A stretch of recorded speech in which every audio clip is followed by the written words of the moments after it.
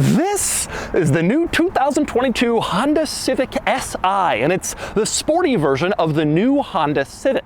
If you're looking for Civic practicality and reliability and fuel economy with a little more fun, then this might be the car for you. And today, I'm going to review it.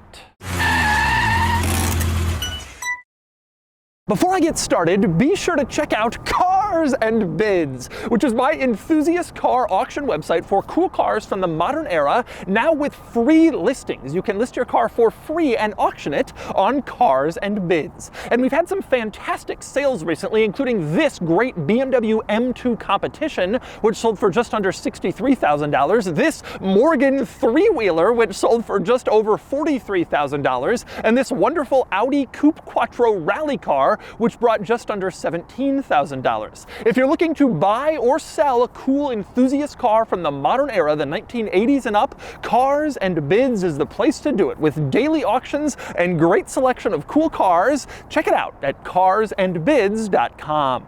So let's talk Civic Si. Honda has been using Si as a high-performance trim level in its models for years, decades even, going back to the mid-1980s. This is the latest one, and like previous Civic Si models, it's only offered with a 6-speed manual transmission, making this one of the last remaining performance cars you can't get with an automatic. Interestingly, the new Civic Si has only 200 horsepower, not a particularly large number these days, and especially disappointing considering the old model had 205. This new Civic Si actually has less power than the outgoing version, but it is affordable. Prices for this start around $28,000, which makes it cheaper than basically all of its competition. And today I'll show you what you get for that money. First, I'll take you on a thorough tour of the new Civic Si and show you all of its interesting quirks and features. Then I'll get it out on the road and drive it, and then I'll give it a Doug's score.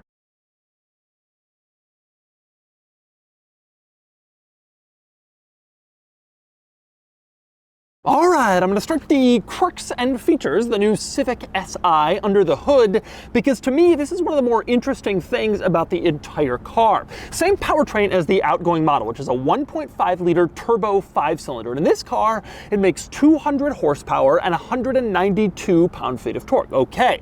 The weird thing is that's down in horsepower compared to the prior Civic Si, down 5 horsepower. In a world where everybody is adding more power, more speed, electric cars doing 0 to 60 in 2 seconds, this thing is losing power, which is a very strange decision. Now, with that said, Honda claims they've made a lot of different changes to the powertrain, the throttle, the flywheel, various different pieces for a little bit more responsiveness. They say this car has a broader power curve compared to the other one, so power comes a little earlier. The lighter flywheel means throttle responsiveness is just a little stronger, so it feels a little bit quicker. And Honda says the torque arrives a little sooner, again giving a stronger acceleration feel compared to the outgoing model. Now, that all may be true, but frankly, it's still kind of disappointing to drop 5 horsepower and to go 0 to 60 in the high 6-second range as this car does. That's not really performance car level anymore. You're getting minivans in that territory, and a lot of other compact performance cars have a lot more power. The Hyundai Veloster N and the Elantra N are both 275 horsepower.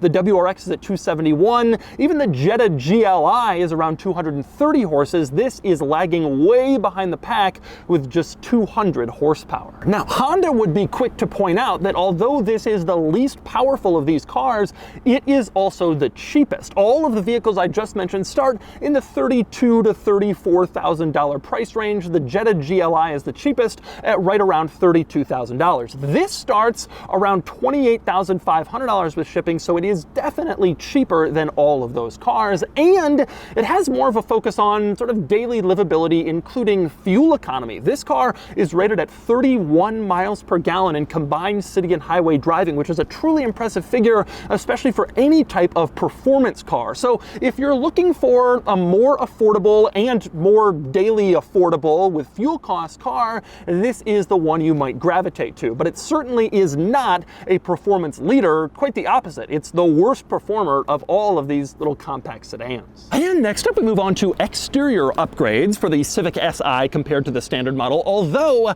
there aren't really that many. Just like the performance situation, this car definitely doesn't have as many upgrades and enhancements as other sporty compact cars. Up front, you do have a couple. One is the grille. This honeycomb pattern grille, I guess, is intended to be more aggressive and more exciting than what you get in a regular Civic. Honda also made a big deal about how this painted panel above the grille is larger and comes forward further than in a regular Civic. I think they think that looks more aggressive as well. Personally, I don't really see it. I think it looks quite similar, but Honda swears it is different and it makes this car sportier. The only other real upgrade up front compared to sportier versions of the regular Civic is the SI badge up here in the grille, indicating that this is in fact an SI model. Like I said, not too many exterior changes. But there are a few more around the back too. For one thing, on the top of the trunk you have this spoiler. Kind of an aggressive spoiler for a front-wheel drive car with only 200 horsepower, but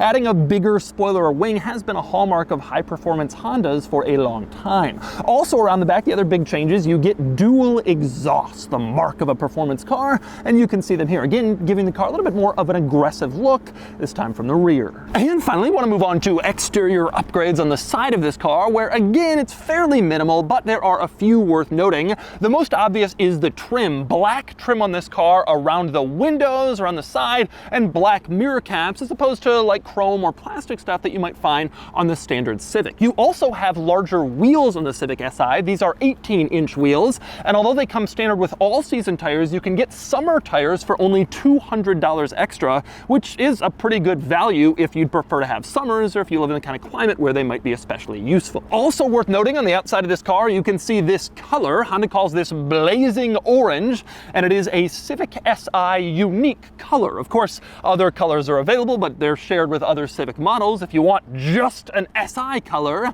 this is the one. And next up, we move inside the Civic Si, and I'm going to continue with upgrades to the Si model over the standard Civic, starting with the most noticeable one the moment you open the door, and that would be the seats. Honda calls these body stabilizing sport seats, and they are certainly more aggressive, sportier seats compared to what you have in the regular Civic, and they do have these thick bolsters that will help keep you in place, I guess, when you're going around corners. Very clearly a nice sporty seat for this car, and they're kind of cool looking too. Now, aside from the bolsters, probably the most obvious element of these seats is the trim, this mesh trim in the center, sort of alternating between red and black all down the backrest and the bottom of the seat. You also have this mesh trim in the door panel, as you can see, to kind of tie in the seat and the door and make this car feel especially sportier. As you can imagine, there's a lot of other performance looking trim in this interior, a lot of red. You can see, for instance, red stitching on the door panel right here, and red stitching on the steering wheel, like you might expect.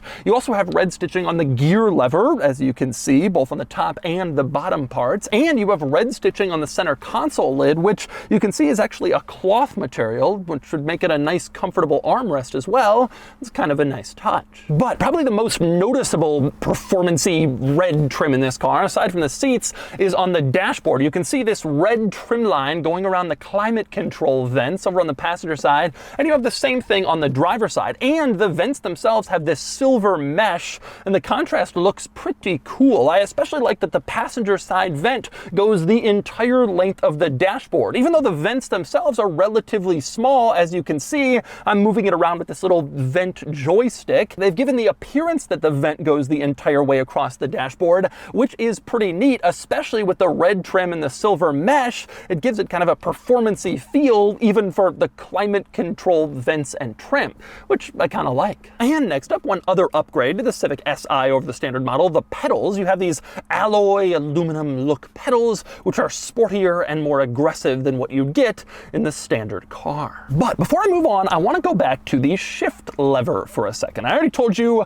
red trim, red stitching, which looks nice, but there's more to this shift lever than that. For one thing, like I mentioned, this car is only offered with a manual transmission, one of the last performance performance cars you can only get with 3 pedals and a stick shift, which is kind of cool. Honda says that this latest version of the Civic Si has 10% shorter throws than the outgoing model, so it's a little quicker and easier to notch into gear. And Honda says there's a couple of Type R inspired items here. For one, the look of this shift lever is Type R inspired, which is certainly true. It sort of just sticks straight up. There's not some large ball on the top like some automakers have, and that looks kind of cool. Also worth pointing out that the manual transmission in this car has a rev matching system, which is also Type R inspired. Honda says this is the first Civic Si to ever get a rev matching feature, but if you're going to downshift before a corner, it will rev match automatically for you, when of course it does a perfect rev match every time. You can still do it if you want, but the car does it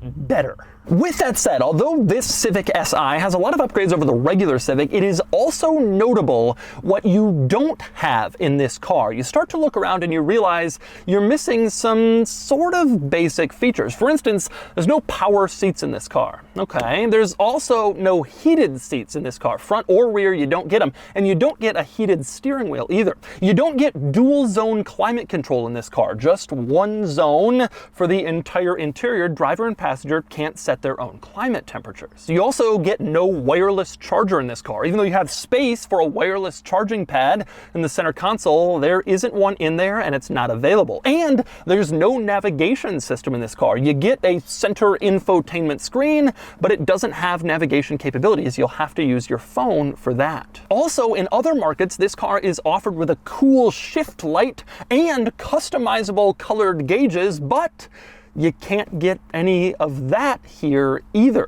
So this car is a little bit notable in what it doesn't offer or what it doesn't include. And as a result, yes, it is a cheaper alternative to a WRX or a Veloster N or whatever, but when you really start to go through and think about some of the stuff that it's lacking, you start to wonder if it really is that much cheaper, considering those cars have a lot of that stuff standard or cheaply available as an option. It's a little bit disappointing to see some of that stuff not make it in to the Civic Si, not even as an optional extra. With that said, you do get some nice stuff in here. In addition to all these Civic Si sporty upgrades I showed you earlier, there are some other nice features and amenities. For instance, some good driver assist safety technology. You have automatic forward collision braking, so this car will stop if it detects an impending accident, or try to. You also have blind spot monitoring, so the car will let you know if someone is in your blind spot, and you have lane keep assist, so if you start to drift out of your lane, it'll gently steer you back in to make sure you don't run off the road or out of your lane without you trying to. And next up, another nice feature, you also have a drive mode selector in this car. This little switch can switch between your drive modes, and you have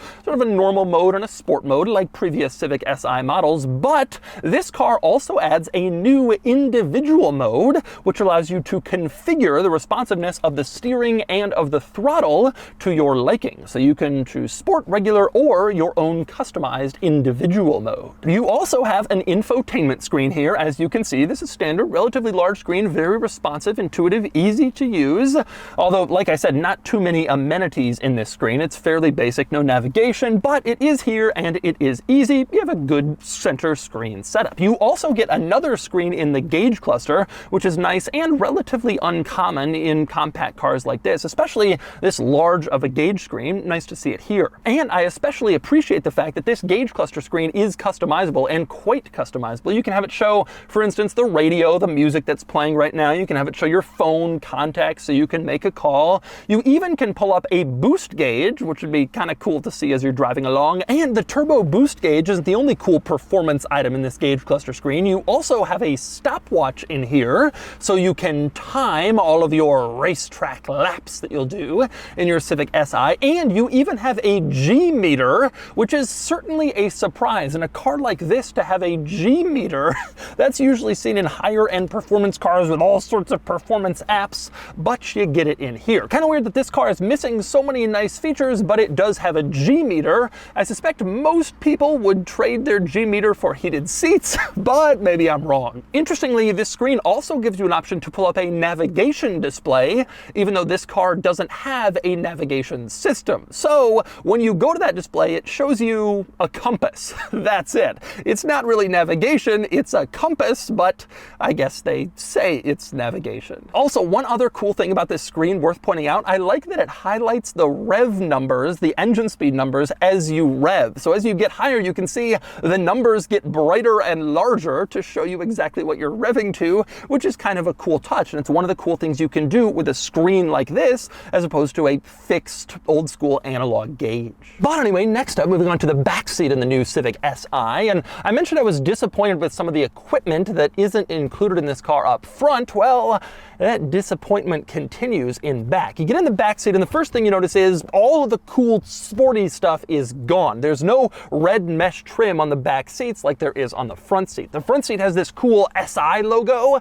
Yeah, the back seat doesn't have that at all. You also lose the red mesh trim on the door panel, completely gone from the back seat. They've taken out all the fun stuff and really decontented this car in the back to make it cheaper back here. They've even removed this plastic panel. In the front, you can see it's a plastic shiny panel. In the rear, you can see it's just a cheaper plastic dull finished panel. I can't imagine that saved any more than a few cents or maybe $1 or $2 per car, but they took it out. They really decontented this back seat to make it cheaper and less cool like it is up front. And it's not just the materials that are kind of a disappointment back here. You also just don't get all that much stuff. Like I mentioned before, no heated rear seats, which I guess you could live with in a car like this. But there's also no rear climate vents or climate controls of any kind. You're just at the mercy of what you can get from the front. You don't have any rear power ports back here. USB, USB-C household,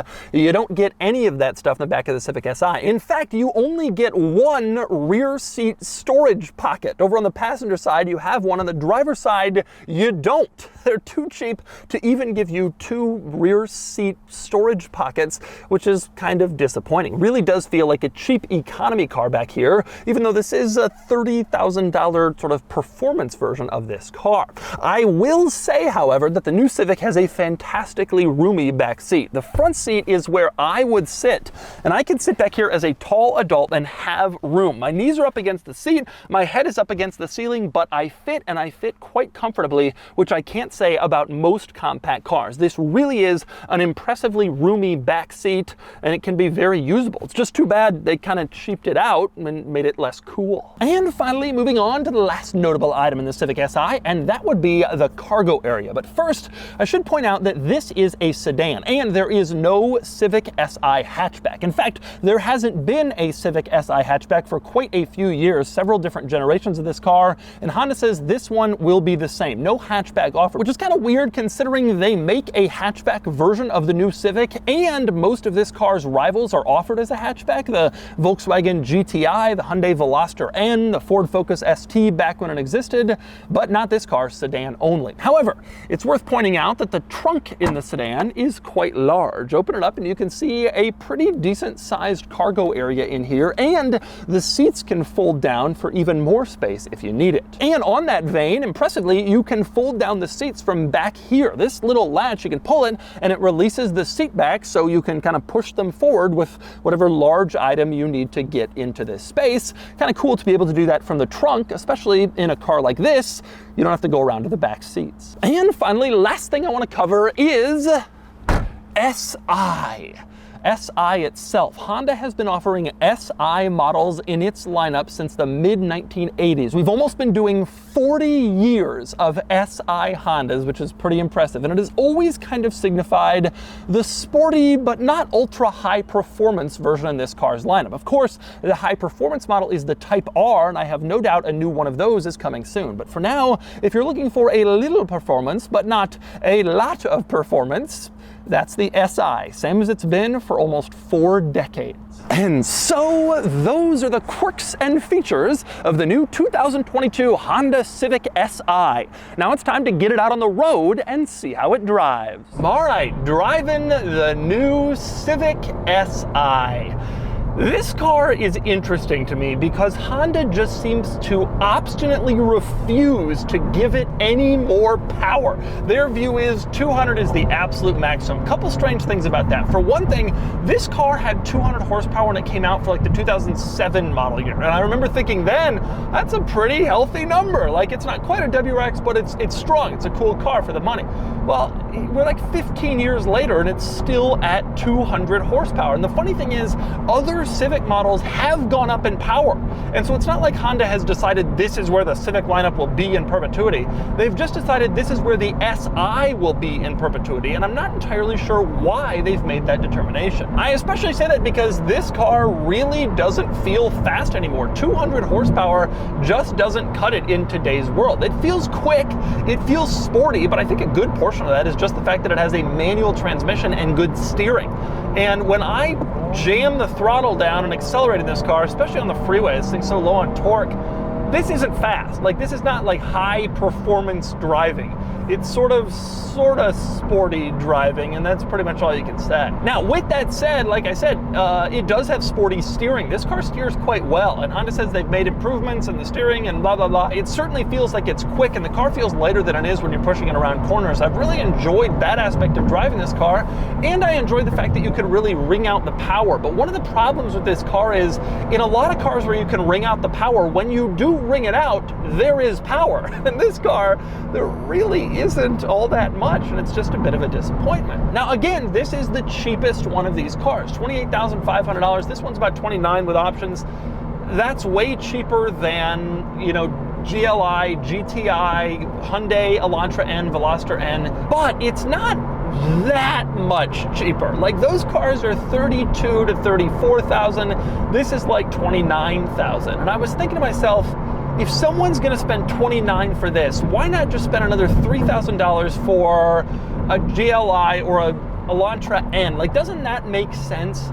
And I've been really thinking about that and really trying to figure out exactly who the buyer is for this car. And it sort of dawned on me today, which is, it's not someone who is cross-shopping those cars. It's someone who's looking at a regular Civic, and then they see this in the showroom, and they decide to increase their budget for this. So they have like a $25,000, $26,000 budget, and they decide to splurge and go to $29,000 and get the sportier Civic. That's the buyer of this car. It is not someone who is looking at this and could splurge to $33,000. Like, that's a bridge too far. And so I think the people who buy these, like, truly cannot spend the extra money on a WRX or a Veloster N. And in that sense, this car does make some sense and have some appeal. It is a fun little car for a little more than the price of a Civic, and you still get Civic practicality with a great sized interior. You get decent Civic technology, great Civic reliability, and great Civic fuel economy. Yes, you can get more power, you can get more excitement, but this car comes at a good price point with other good benefits that maybe some people who buy this really, really prioritize. So all that to say, if you can read between the lines here, if you can afford an Elantra N, a WRX, get those. This car just will not leave you satisfied from a performance standpoint, especially as cars get faster and faster. But if you can't and you still want something sporty, this is a pretty good option, and you won't break down, and you still get a good manual transmission, fun short throws, a revvy powertrain. Like, it's a fun car. It's just no WRX. But I think the people who buy this car, they get that it's no WRX, but what they're thinking is, hey, it's more fun than a standard Civic or a Corolla or whatever. And it definitely is that. And so in that sense, it makes sense. And so that's the new 2022 Honda Civic Si. This car isn't exactly fast, but I wouldn't consider it disappointing. It offers something of a budget-priced alternative for people who don't want to pay up for a Subaru WRX or a Hyundai Elantra N. And there's something commendable about performance for a budget, even if it's not that much performance. Anyway, now it's time to give the new Civic Si a Doug score. And the Doug score is here, 48 out of 100, which places the Civic Si here against some competitors. This isn't as bad of a score as it looks, since the competition here is cars that are way more expensive than the Civic Si. The Volkswagen Golf R, the Subaru WRX, the Hyundai Elantra N, and basically everything else on this list. Frankly, the Civic Si is actually pretty good once you really consider what it is, an entry-level performance car for people who want a bit more pep than a regular Civic without paying WRX prices. With that in mind, I like the Civic Si. I don't love it, but it's fine for what it is, though I do think it could benefit from a little more excitement. And to that end, I'm eager for the next generation Civic Type R, which shouldn't be too far away.